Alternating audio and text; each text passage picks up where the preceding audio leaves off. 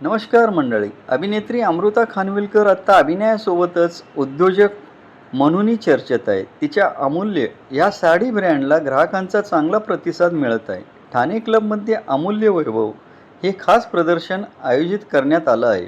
या प्रदर्शनात तब्बल 61 लाईफस्टाईल ब्रँड्स सहभागी झाले आहेत. विशेष म्हणजे ब्रँड सुरू केल्यानंतर अवघ्या 5 महिन्यात अमृताने एवढं मोठं प्रदर्शन आयोजित केलं आहे.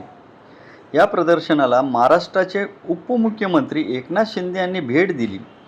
त्यांनी अमृताच्या अमूल्य स्टॉलला भेट देत तिच्या व्यवसायासाठी शुभेच्छा दिल्या. अभिनय, निर्मिती आणि आत्ता व्यवसाय अशा वेगवेगळ्या क्षेत्रात अमृता स्वतःची ओळख निर्माण करत आहे. तिचा हा प्रवास नक्कीच अनेक महिलांसाठी प्रेरणादायी आहे.